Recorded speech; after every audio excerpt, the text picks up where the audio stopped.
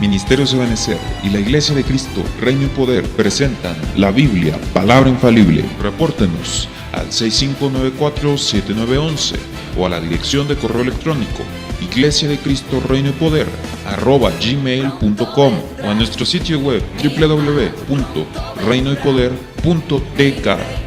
Quédate a escuchar este interesante tema.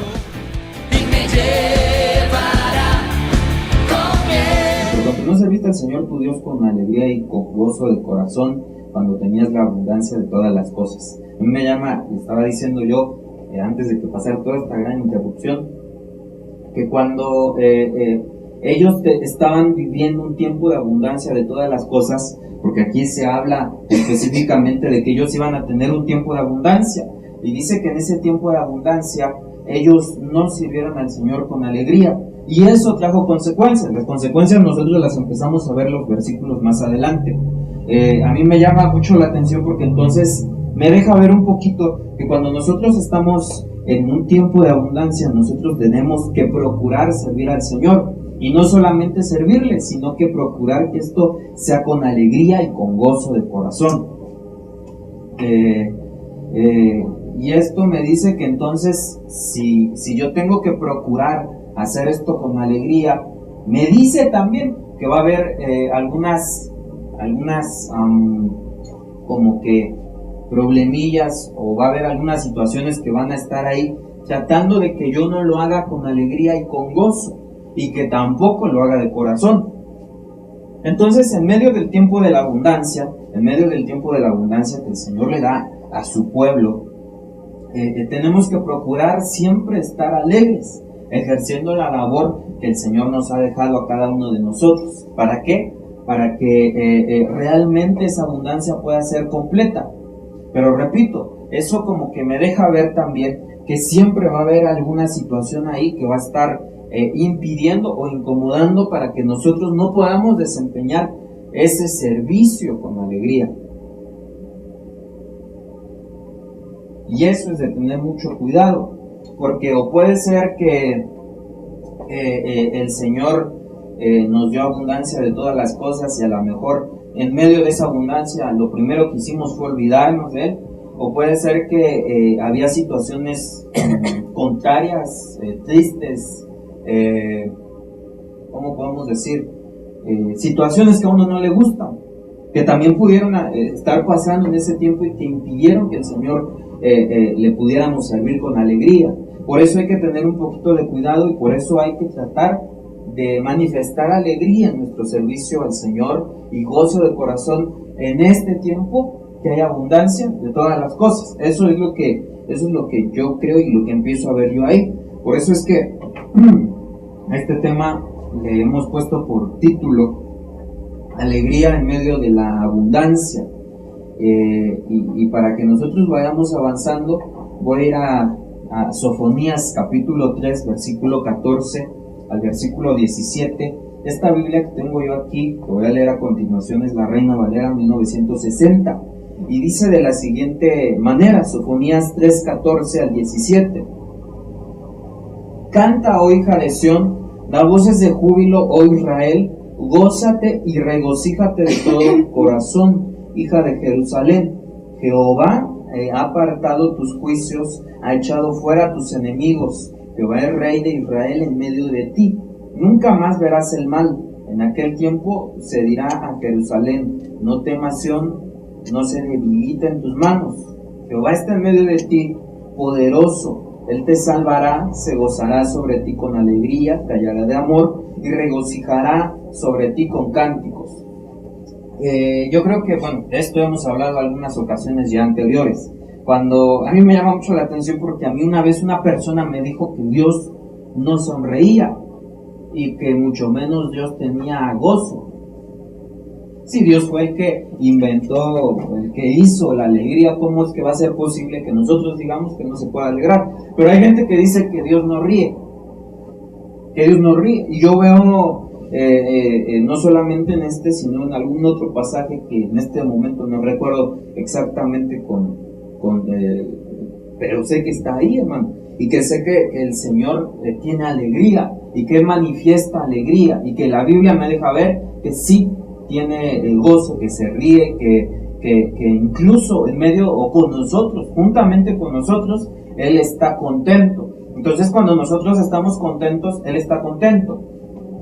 Hay consecuencias, como decíamos antes, de que no sirviéramos al Señor con alegría, pero si nosotros estamos contentos, si nosotros logramos estar alegres, nosotros también vamos a provocar que el Señor esté alegre. Si hay algo que al Señor le alegra, es ver que nosotros estemos contentos. Eso todo en el plano de la libertad, todo viéndolo desde un ángulo de libertad, pero no de libertinaje. ¿Qué es libertad y qué es libertinaje?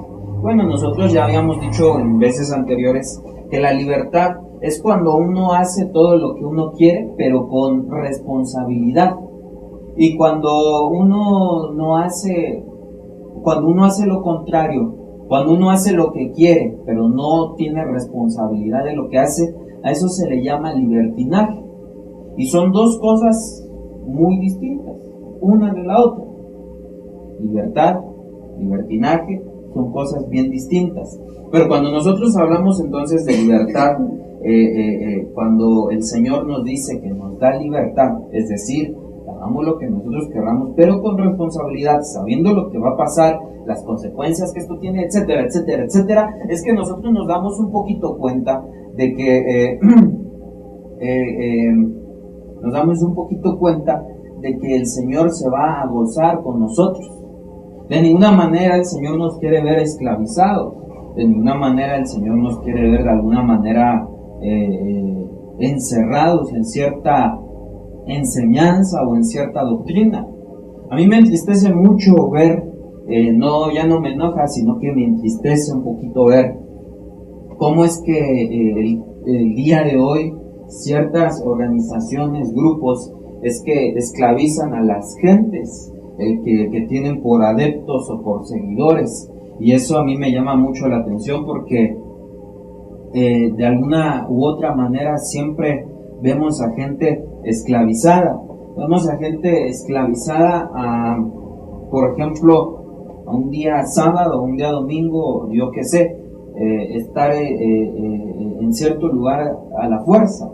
Y por lo menos yo sé que usted aquí no está a la fuerza, sino que está aquí porque primero usted decidió estar aquí porque siente tal vez mucho agradecimiento al Señor y por eso es que usted está aquí, pero no tenemos a nadie a la fuerza. Si tuviéramos a gente a la fuerza, tal vez es que ya hubiéramos llenado un gran lugar solamente de traer a la gente a la fuerza, pero es por la misericordia de Dios que nosotros podamos estar aquí. Ahora, yo también noto en muchas personas que a veces les dan tantas prohibiciones que después ellos mismos no pueden cumplir todas esas prohibiciones que les marca aquella su creencia, aquel su modelo doctrinal que tiene la organización que él represente. Vemos entonces una falta de libertad, pero en el plano de la libertad al Señor le agrada que nosotros estemos contentos. Eso es lo que dice precisamente el versículo 14. Canta, hija de Sión, y da voces de júbilo, gózate y regocíjate de todo corazón. Cuando dice que cuando la hija de Sión, es decir, como que ahí hablan un poquito acerca de la iglesia, cuando ésta da voces de júbilo, cuando ésta se goza y se alegra de todo corazón, pasa lo que dice el verso 15, lo que dice el 16 y lo que el 17, que cuando nosotros estamos contentos, el Señor logra apartar nuestros juicios, echa fuera a nuestros enemigos, en medio, vamos a tener fuerzas, porque dice ahí el verso 16, no se debiliten nuestras manos. Ahora, el verso 17, vuelvo a la carga, es el que dice que Él se goza en medio de nosotros. Él nos salva y se goza con alegría. Y aparte, por si fuera poco, se empieza a gozar con nosotros en medio de los cánticos. O sea que cuando nosotros estamos alabando, por eso yo más o menos ahí me doy cuenta de lo que sucede en la alabanza. La alabanza es algo que es para Dios, no es para nosotros. Pero en medio de esa alabanza, en medio del cántico, Él se empieza a gozar. Y el gozo que empieza a suceder con el Señor, más bien, ¿cómo decirlo? Los cánticos que nosotros empezamos a hacer, todo aquel cántico, toda aquella alabanza que nosotros empezamos a expresar a Dios con alegría, empieza a provocar que Él esté en medio de nosotros, no solamente sentado igual que nosotros, o igual nada más indiferente, sino que cuando nosotros estamos alabando al Señor con gozo, cuando nosotros manifestamos alegría en medio de la alabanza que nosotros le damos a Él, Él se goza con nosotros, como que se une a nosotros y Él está en medio de nosotros también gozoso. Eso es lo que dice ese pasaje. Entonces tenemos que aprender a estar en alegría. Yo noto aquí que en todo tiempo. ¿Para qué? Para que el Señor también esté alegre con nosotros en todo tiempo. Y nuevamente vemos esa obligación, no sé si llamarla obligación, pero vemos nuevamente esa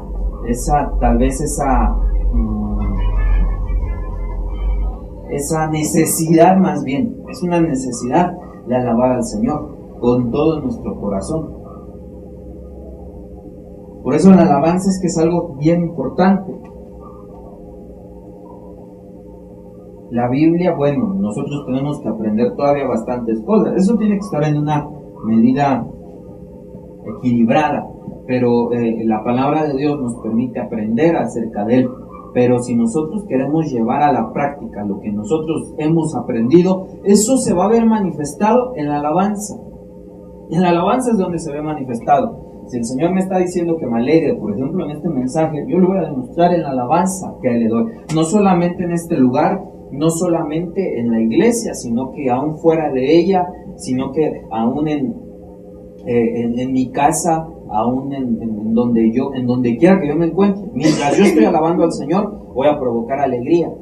Entonces, nótese que qué importante es entonces que nosotros le demos al Señor nuestra alabanza. Porque a final de cuentas, lo que nosotros aprendemos en la palabra va a quedar manifestado en la alabanza. Ahí es donde una persona logra ver que otra persona realmente está comprendiendo el mensaje, que demuestra no solo aquí, sino que también allá afuera, que es alabanza para el Señor. Amén. Así que por eso nosotros debemos de estar alegres constantemente. Pero si fuera eso poquito, bueno, vayamos viendo otras cosas para que sigamos entendiendo lo que el Señor nos quiere hablar en este día. Romanos capítulo 12, versículo 7 al 9. Romanos capítulo 12, versículo 7 al 9. Esta Biblia es la Félix Torres Amat y dice de la siguiente manera. Dice: el que ha sido llamado al ministerio de la iglesia, dedíquese a su ministerio. El que ha recibido el don de enseñar, aplíquese a enseñar. El que ha recibido el don de exhortar, exhorte. El que reparte limosna, que la dé con sencillez. El que preside o gobierna, sea con vigilancia. El que hace obras de misericordia, hágalas con apacibilidad y alegría. Luego dice el verso 9: el amor sea sin fingimiento, tened horror al mal y aplicaos permanentemente al bien. ¿Qué yo veo ahí? Bueno, amor primero, hermano. ¿Qué es lo que notamos ahí? Que todo esto que se menciona en el versículo 7, en el versículo 8, lo deja ver en el versículo 9 como que solamente es amor. Todo esto son expresiones de amor.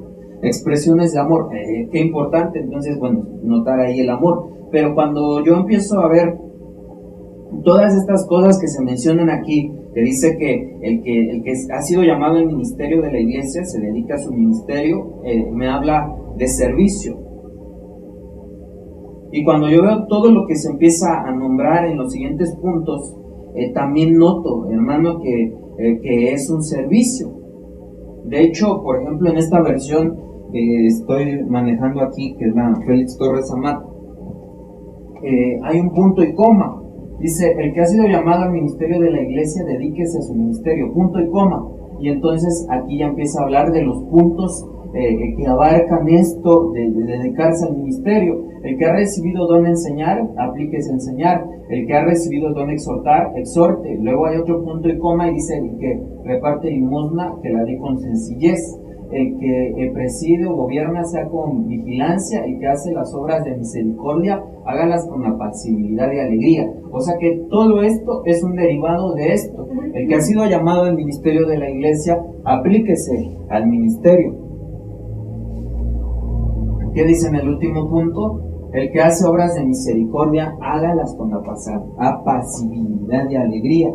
Entonces, por eso digo yo que esto de la alegría está íntimamente ligado al amor, porque, como decía yo anteriormente, si nosotros ya estamos recibiendo un mensaje que viene de parte del Señor, que lo recibimos en la palabra, por ejemplo, ahorita, por ejemplo, el miércoles en la enseñanza, el día jueves en el servicio familiar, nosotros vamos a demostrar que nosotros hemos entendido eso en nuestra vida diaria, cuando nosotros estamos manifestando nuestra alabanza en todo tiempo. Y eso, a final de cuentas, me deja ver el amor que yo tengo para el Señor. Si yo realmente amo al Señor, entonces voy a empezar a realizar todas las cosas que yo debo de hacer con alegría. El que hace obras de misericordia, hágalas con apacibilidad y alegría. Hay que hacer obras de misericordia.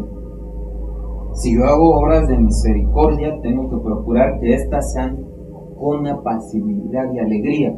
Pero también, a su vez, esto me llama a hacer obras de misericordia. Y no solamente hacerlas, sino que hacerlas con apacibilidad y alegría. ¿De qué manera nosotros podemos manifestar el ministerio que nosotros tenemos en la congregación? Bueno, una de esas es haciendo obras de misericordia. Manifestar más misericordia. Por eso yo decía a principios de este año que qué importante era notar que no solamente es el año de la abundancia, sino que en medio de ese año de la abundancia también íbamos a manifestar, por ejemplo, la abundancia de misericordia, que iba un poquito pegado a lo que nosotros, el Señor nos permitió vivir en el tiempo del 2015, pero que aún sigue vigente: abundar en misericordia. Si tenemos mucha misericordia, nosotros lo que vamos a hacer es darle la porción de misericordia que nosotros tenemos, darla a otro. Tengo misericordia yo porque la Biblia dice que todos los días son nuevas sus misericordias, pero aparte sé que el Señor me dio una doble porción para repartirla a otros. O sea que todavía en este año podemos seguir repartiendo esa misericordia que el Señor nos ha dado. Pero bueno, continuando con el tema, nuestro amor tiene que procurar ser sin fingimiento, teniendo horror al mal y aplicándonos a permanecer en el bien. Bueno, voy a avanzar al siguiente que yo tengo aquí, 1 de Corintios capítulo 13, versículo 4 al versículo 6. Y tengo yo aquí lo siguiente. Dice: el amor es paciente, es bondadoso, el amor no tiene envidia, el amor no es jactancioso, no es arrogante, no se porta indecorosamente, no busca lo suyo, no se irrita, no toma en cuenta el mal recibido, no se regocija de la injusticia, sino que se alegra con la verdad. Toda esta semana, si fue toda esta semana, no me acuerdo si fue realmente esta semana. Bueno, no, si fue esta semana, estoy seguro de ello. Toda esta semana pude atender, el Señor me permitió atender ahí dos casos muy distintos, de dos hermanas que tenían situaciones completamente distintas, pero ambas ligadas a una sola cosa, al marido. Las dos hermanas que vinieron aquí, se manifestaron conmigo a causa de sus maridos. Lo tremendo de esta situación es que cuando empezamos a chequear la situación de sus maridos, los dos eran cristianos y los dos se acercan a la iglesia. Cuando yo empecé a atender a estas dos hermanas, obviamente fue momentos distintos, no al mismo tiempo, pero el Señor me hablaba un poquito acerca de ese amor y de qué características tenía el amor, porque estas hermanas estaban desesperando de sus esposos, y cuando ya se desesperaron de sus esposos, pues lo que manifestaron es impaciencia. Pero cuando ellas me manifiestan esa impaciencia, yo de plano digo ahí que ellas están perdiendo amor. No solamente que el otro esté perdiendo el amor hacia ellas, sino que ellas también están empezando a perder el amor. Porque aquí lo primero que se menciona es ¿qué? El amor es ¿qué? Es paciente. Entonces, si yo amo a cierta persona, voy a tener que ser paciente. Creo que esto aplica en toda la extensa gama de amor, ya sea amor al Señor, ya sea amor al cónyuge, tiene que ser un amor paciente. Les decía a estas hermanas, están pasando una situación difícil. Yo sé que sus maridos se acercan a la congregación. Ok. Pero hermanas, no sean impacientes. Porque si se empieza a manifestar impaciencia, eso me deja ver a mí que empezaron a llegar pensamientos a la mente y empezaron a quedarse ahí hasta que encontraron un poquito, en un tiempo, abierta la puerta del alma y entraron hasta el área del alma y se alojaron ya no solamente en la mente, sino que ahora ya se alojaron en el alma. ¿Qué? La impaciencia se aloja en el alma. ¿Cómo es eso, hermano? Bueno, nosotros hemos hablado acerca de la mente. La mente es la facultad del alma. Y nosotros buscamos qué significa la palabra mente. La mente es aquella que faculta al alma. Por eso es que nosotros no la contamos ahí tanto como que fuese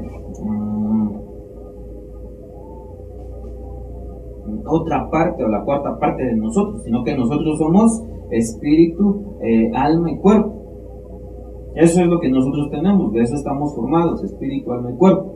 Pero en el área del alma hay algo que faculta al alma, y eso precisamente es la mente.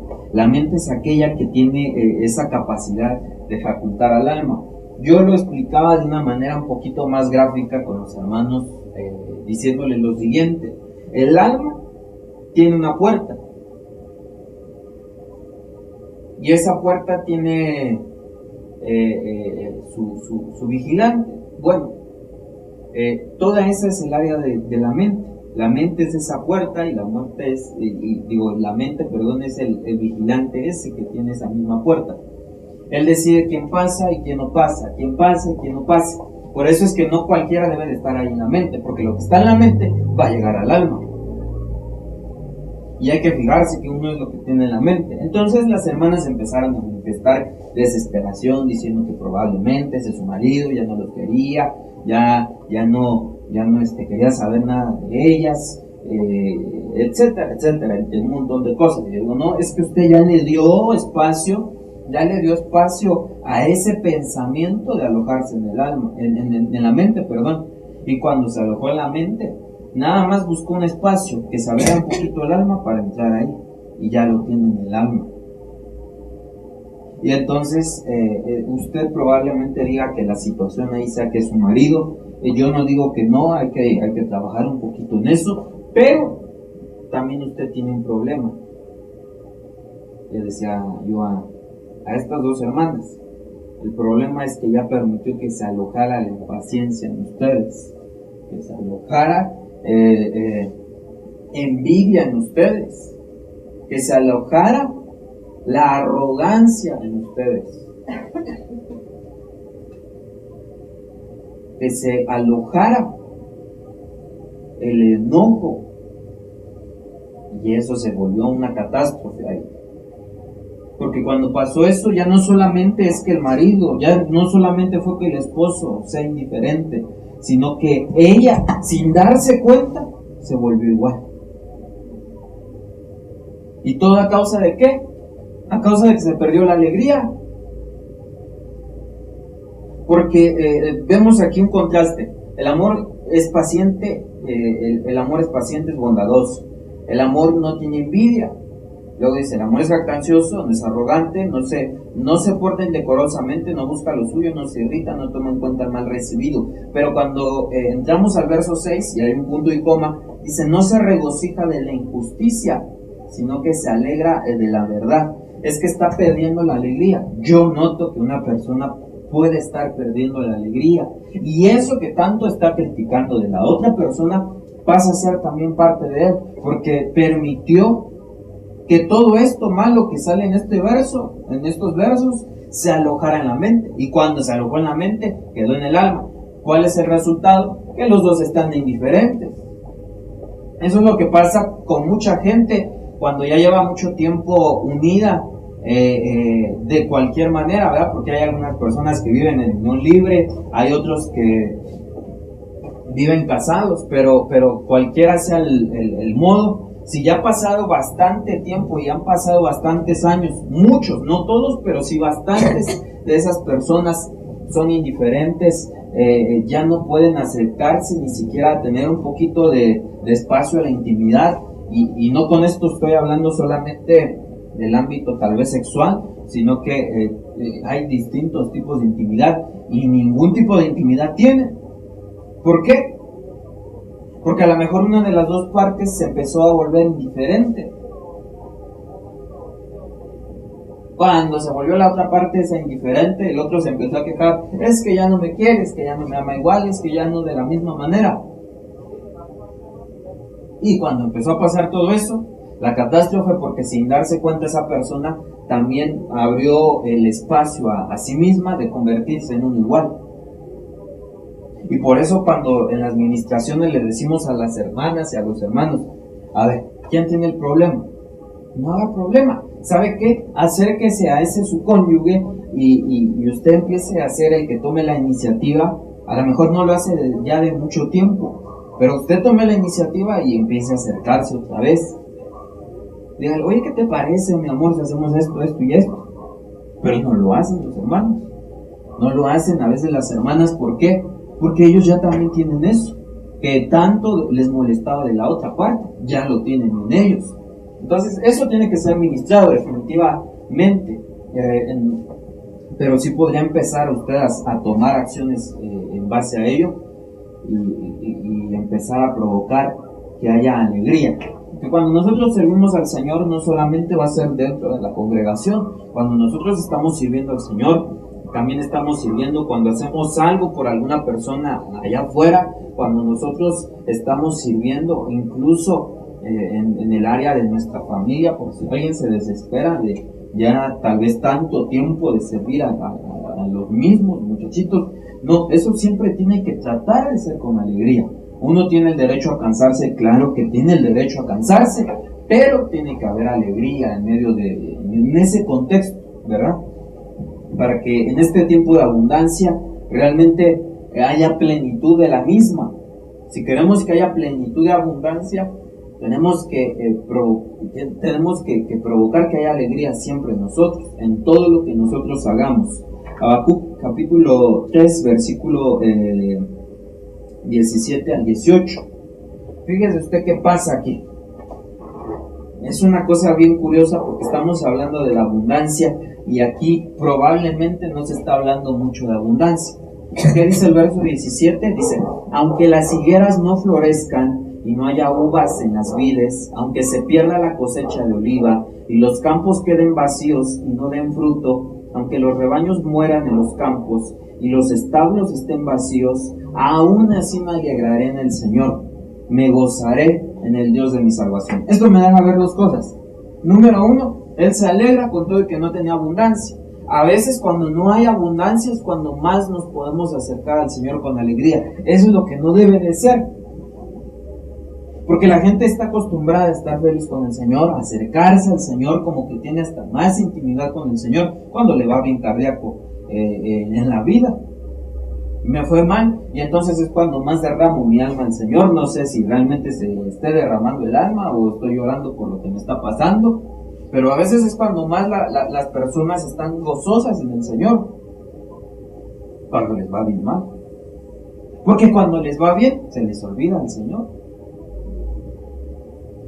¿Me está yendo bien? ¿Qué importa si voy o no voy? Es lo que pasa con muchos. A mí me parece triste ya no digo otra cosa, me parece triste, y la verdad es que es triste, cuando vienen personas que nunca vienen y se acercan a este lugar y piden que oremos para que tengan su buen empleo. Amén. Decimos nosotros, oramos con todo el corazón, de verdad, con toda alegría, oramos. Pero a mí lo que me parece triste es que esas personas que piden que se ore por un trabajo, el Señor les da un trabajo y lo primero que hacen es olvidarse del Señor. Es decir, llegan a tener abundancia y lo primero que hacen es olvidarse del Señor. Y entonces ya no cumplimos lo primero, por cuanto no serviste al Señor con alegría cuando tenés abundancia de todas las cosas. Qué terrible es que llegue a pasar eso. Qué triste, sobre todo, qué triste que esas situaciones pasen entre nosotros. Pero bueno, aunque las higueras no florezcan y no haya uvas en las vides, aunque se pierda la cosecha de oliva y los campos queden vacíos y no den fruto, cuando nosotros empezamos a checar también el contexto, y esa es la otra vista que el Señor me permitió ver de este pasaje aquí, es que cuando nosotros empezamos a checar un poquito el contexto de eso, está hablando de las circunstancias que están como que ataques específicamente, porque en sí esta persona tenía abundancia de otras cosas, aunque hacía falta que las higueras florecieran, que las uvas en las vides dieran fruto, que los campos dieran, ¿verdad? Aunque hacía falta todo eso, él tenía abundancia de algunas otras cosas. Eso yo lo puedo ver en el contexto un poquito. Si nosotros empezamos a checar versos antes y versos antes, sobre todo a este pasaje. Pero bueno, eso nos indica que en medio de la escasez debemos estar alegres. Aún más debemos estar alegres cuando hay abundancia. Cuando hay abundancia, uno tiene que estar alegre. Uno tiene que estar alegre.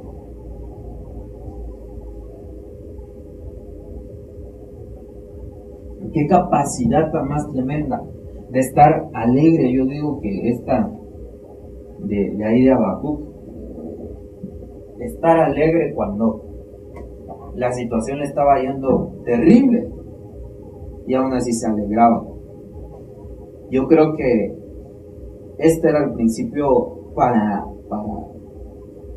esta persona, el principio de su abundancia,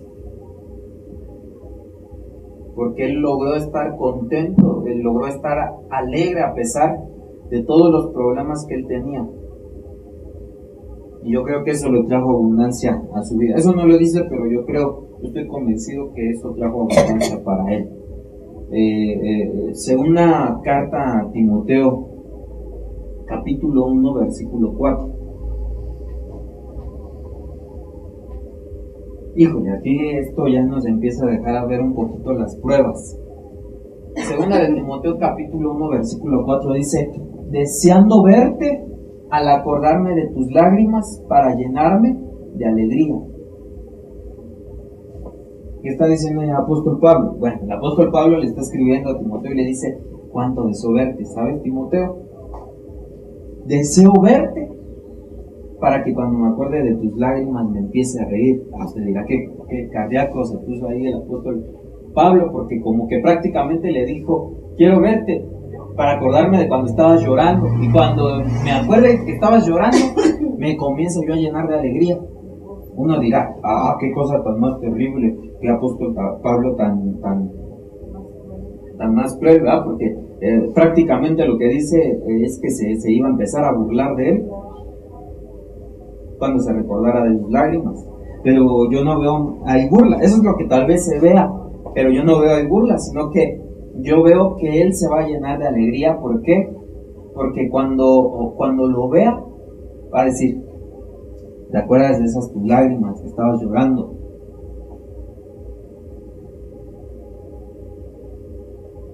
Bueno, todo esto fue una cosa bien linda, porque te acuerdas, yo me imagino que así le hubiera dicho el apóstol Pablo.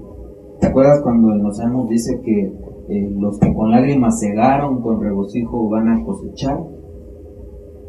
Bueno, por eso me doy gusto de alegrarme cuando me acuerdo de tus lágrimas, porque eso ha traído cosecha a tu vida, porque esas pruebas han traído alegría, porque tú estás mejorando, porque tú estás madurando, porque tú estás creciendo en base a las pruebas.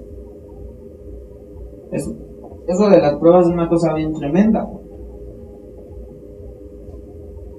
Los castigos,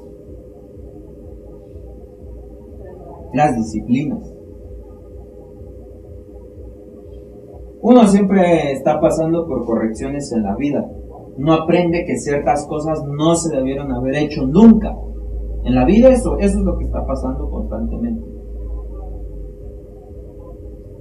Como que espero yo que cada día uno se dé cuenta de cada error que está cometiendo. Hay algunos que son más avanzados que otros, pero siempre nos estamos dando cuenta de ciertas cosas que no debimos haber hecho. ¿Cuál es el propósito de las pruebas? ¿Cuál es el propósito de los problemas y de las dificultades? Que nosotros estemos alegres, que nosotros podamos madurar y avanzar a lo que el Señor tiene para con nosotros. Por ejemplo, ahí dice, bueno, no dice aquí, pero yo me recuerdo que hay un verso, si no mal recuerdo, en Hebreos, creo que sí, en Hebreos, donde dice que Dios al que toma por hijo lo castiga y lo azota y otro montón de cosas. Y también haciendo contraste a lo que nosotros hemos hablado ya hace un tiempo de Proverbios, que en Proverbios dice que Dios al hijo que ama lo disciplina. Entonces definitivamente que yo veo que cuando el Señor está manifestando ese su amor, lo va a manifestar primero corrigiéndonos, como lo hace un papá. Un papá corrige a su hijo no porque sea malo.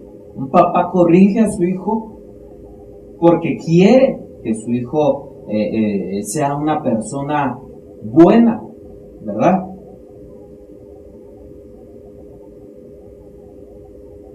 Cuando un papá de pronto se encuentra con que su hijo un día se soltó una grosería,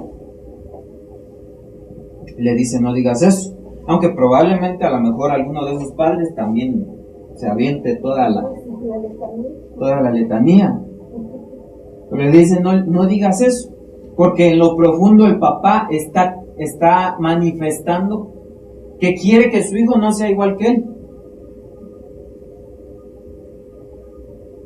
Así igual bueno, no, el Señor no es que diga groserías, ¿verdad?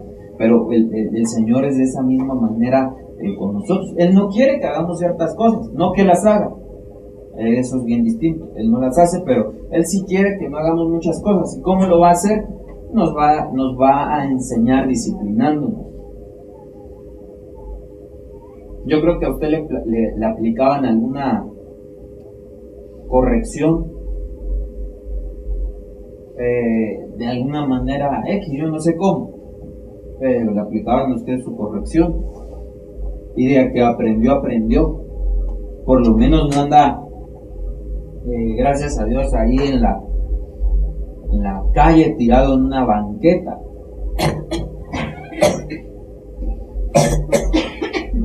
Que aún esas personas necesitan ser ministrados por el Señor, pero ahí hay que volverles a enseñar, porque ahí hubo alguien que no les enseñó, y Dios tuvo misericordia de usted y no le fue tanto así. Qué terrible que pase eso. Bueno, pero avancemos, porque si no yo también me voy a alargar y no es la cosa ahorita. Primera de Pedro, capítulo 4, versículo 3. Dice: antes bien, en la medida en que compartís los padecimientos de Cristo, regocijaos para que también en la revelación de su gloria os regocijéis con gran manera.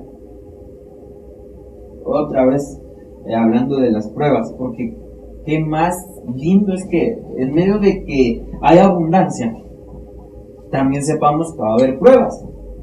Y que en medio de que hay abundancia y pruebas, saber que tenemos que estar alegres. Porque cada vez que ustedes padecen, porque cada vez que nosotros padecemos lo que padeció Cristo, también, si nos regocijamos en esa situación, también en la revelación de su gloria, os regocijéis con gran alegría. Debemos estar contentos allá, tenemos que empezar estando contentos aquí. Quiero tener alegría en la eternidad, tengo que iniciar teniendo alegría aquí. Es que aquí no hay nada de que yo ya me quiero morir porque solamente cuando me muera voy a ser feliz. Qué terrible cuando las personas dicen eso.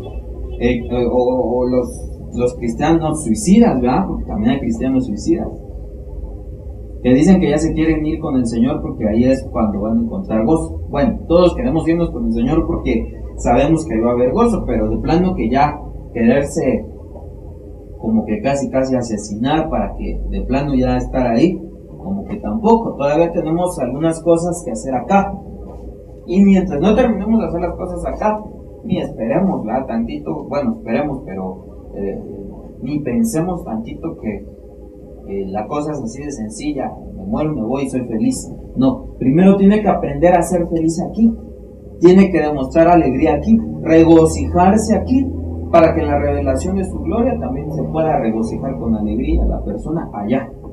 Entonces, ¿quiere ser feliz allá? Primero tiene que ser feliz aquí. Por eso, qué cosa más triste con las personas que se suicidan, porque se suicidan pensando que la felicidad o el gozo lo van a encontrar una vez muriéndose, y no va a ser así. Tuvieron que haber buscado la alegría aquí para tener alegría allá.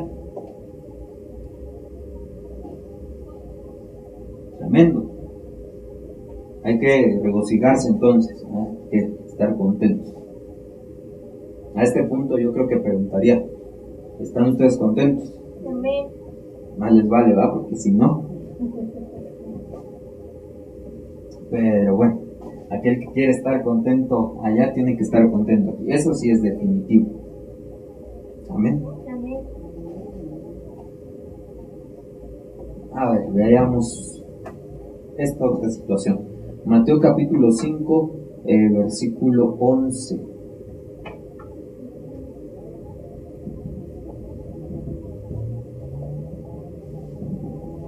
Dice: bienaventurados seréis cuando os insulten y os persigan y digan todo género de mal contra vosotros falsamente por causa de mí.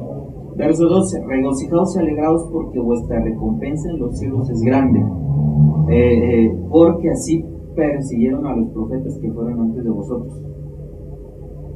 ¿Qué impide que hagas tu servicio bien?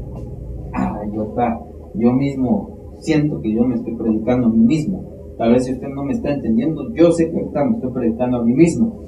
Bienaventurados serás cuando te insulten y te persigan. Cuando estés tratando de hacer lo mejor para el Señor y de pronto se levantó alguien ahí contra ti y te empezó a insultar y te empezó a perseguir y te dijo toda clase de mal. Antes, yo lo entiendo un poquito así, antes de que llegaras al servicio, te leyeron la cartilla injustamente, te hicieron el día pedacitos, te dijeron un comentario malo. Eso no debe de ser causa para ti para que estés triste, sino que eso debe de causar alegría en ti, porque cuando todas esas cosas están pasando, se está manifestando ¿qué? Que la recompensa en los cielos que vas a tener va a ser grande.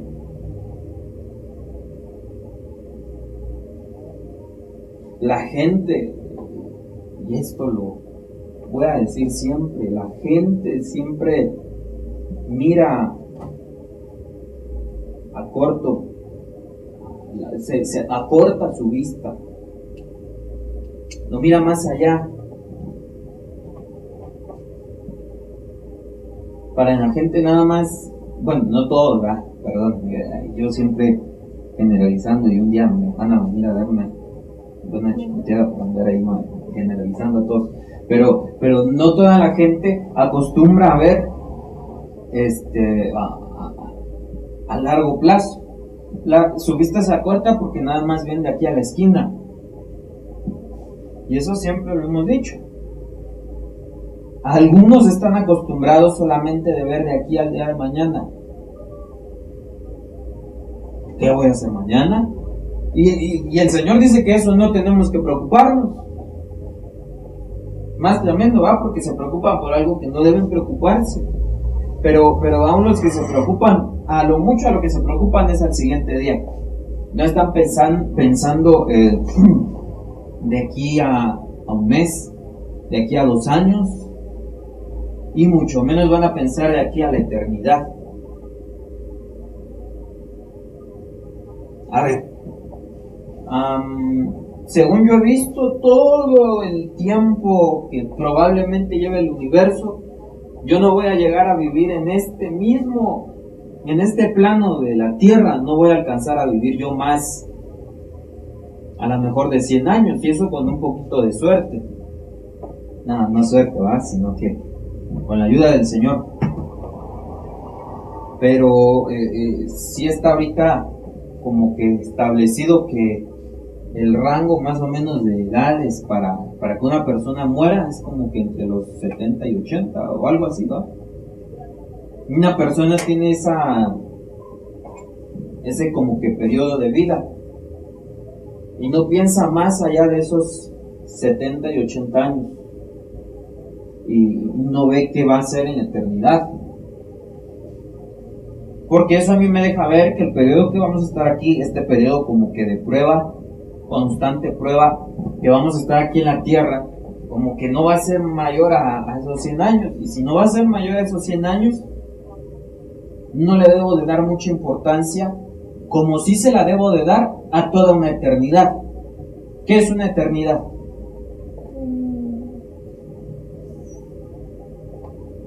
¿Qué es una eternidad, hermano?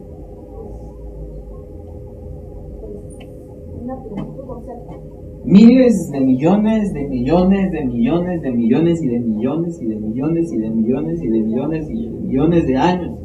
No sé, algo que no tiene comienzo y algo que probablemente no tenga fin, que aunque es bueno decir que esa eternidad sí tiene un principio y tiene un fin, pero no es algo que nosotros podamos ahí expresar, ni tampoco es algo que nosotros podamos determinar, porque el único que es eterno es Dios.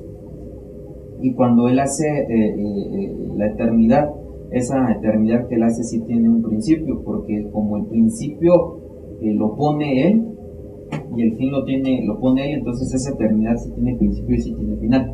Parecería contradictorio, pero solamente Dios es eterno. A eso me quiero referir, ¿ok? Pero es bastante tiempo. Por lo menos son más de 100 años. Y la gente nada más mira de aquí a su vejez y se muere y ya. Pero ese es el problema, que no empiezan a cultivar, no empiezan a sembrar para cosechar después de esos 80, 90, 100 años que vivan aquí. No siembran. Y eso es lo que usted y yo tenemos que procurar hacer. Sembrar ahorita para cosechar en ese tiempo.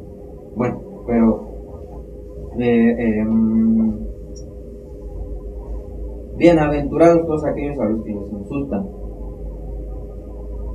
y los que soportan toda clase de cosas falsas, toda clase de declaraciones, groserías, maldiciones por causa de mí. Ciertamente ustedes regocíguense y alégrense, porque la recompensa está en los cielos y esa va a ser grande.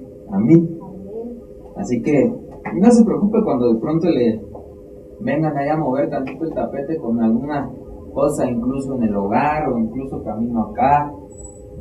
Se encontró tal vez iban del pecero y en el pecero se encontró un uno que le iba molestando y nada más picándole la espalda y le desesperó y a lo mejor eso lo pone triste. No se ponga triste, porque por causa de eso vamos a tener una gran recompensa en los cielos. Amén. Bueno, Juan 8:56.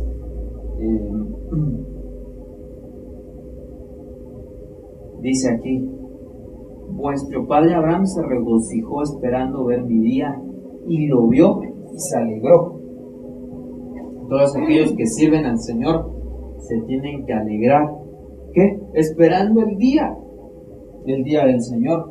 Pero aquí hay dos, como que nos deja ver dos días. Pero yo cuando veo más el día del Señor hace referencia para mí más a ese periodo de donde inicia la tribulación, ¿verdad? Es el día del Señor. Y aquí yo veo que dice Jesús: vuestro padre Abraham se regocijó esperando ver mi día, y lo vio y se alegró. O sea que también debe de estar esperando. Aquel que se alegra también va a demostrar su alegría. ¿Cómo? Esperando. Tiene que haber esperanza. Dice la Biblia que la esperanza no avergüenza.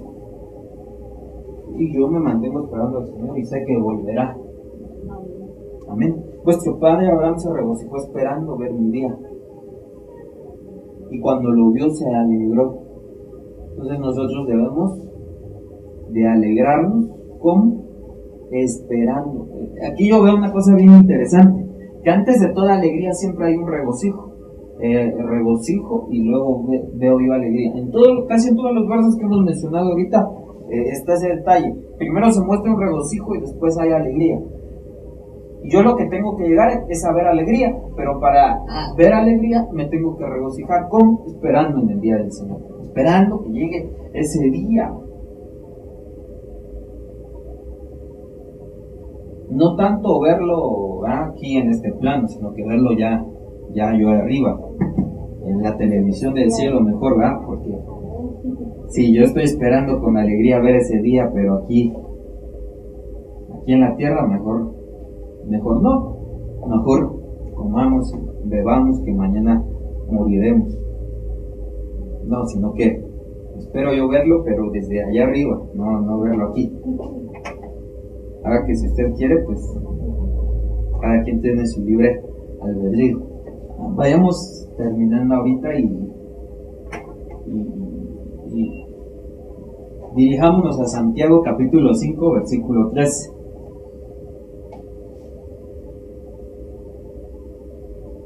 ¿Sufre alguno de vosotros? Haga oración. ¿Está alguno alegre? Cante alabanzas. Vaya que al principio, desde que inicié hasta que finalicé, el propósito era como que hablarle un poquito de la alabanza. Ya se me había olvidado incluso un poquito que puse este verso, pero ahorita que lo recuerdo, tiene que ver con lo que hablamos desde el principio. Nosotros somos alabanza para el Señor. Como alabanza para el Señor, lo que nosotros estamos aprendiendo, lo que nosotros recibimos en palabra, lo tenemos que demostrar. ¿Dónde? Aquí y allá afuera. Aquí adentro y allá afuera. Eso es lo que yo tengo que hacer, demostrar eso que yo soy. ¿Cómo? ¿Estás alegre? ¿Cómo vas a demostrar que estás alegre? Yo creo que tenemos que... Voy a regresar, hermano, al primer verso. Por cuanto no serviste al Señor tu Dios con alegría y con gozo de corazón cuando tenías la abundancia de todas estas cosas. ¿Cómo puedo hacer yo para servir con alegría? En plan, ya después de haber dicho todo lo que dijimos, que nos debió haber quedado algo claro, pero ¿cómo hago yo para servir entonces al Señor con alegría? En resumen, concluidas, hermanos, dígame qué concluye usted este tema para que usted haga una homilia perfecta. Bueno, homilia no es una palabra incorrecta, cabe destacar ahí, hermano. Porque homilia se le llama al mensaje que da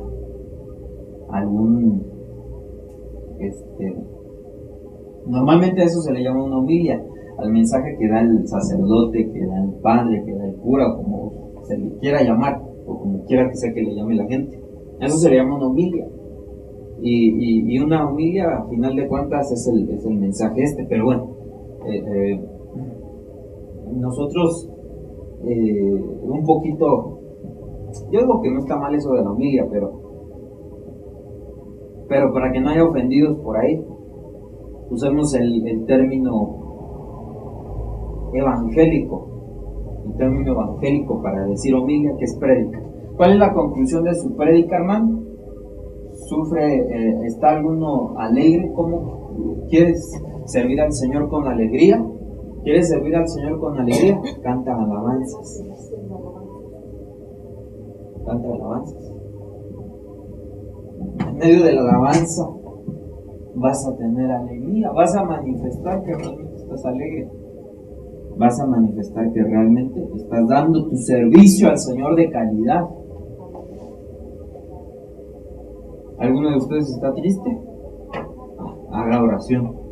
Vaya, ¿qué solución también nos fue a poner Santiago? Que yo creo que lo hubiéramos podido decir desde el principio y nos hubiéramos evitado todo lo anterior. Pero estás triste en medio de la abundancia. ¿Hay algo que te impide acercarte al Señor con alegría? Haz oración.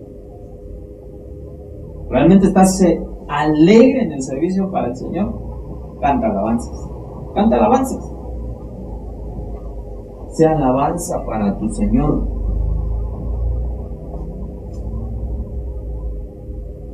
Qué tremendo. Por eso es que hoy vamos a ministrar esta palabra de una manera un poquito especial, haciéndolo caso un poquito a lo que el apóstol Santiago estaba manifestando en este pasaje.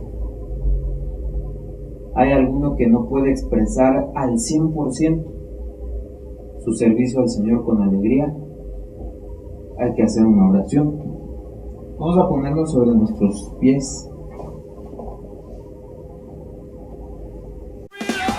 Ministerios Ebenecer y la Iglesia de Cristo Reino y Poder presentaron la Biblia, palabra infalible. Repórtenos al 6594-7911 o a la dirección de correo electrónico Iglesia de Cristo Reino y Poder @gmail.com o a nuestro sitio web www.reinoypoder.tk.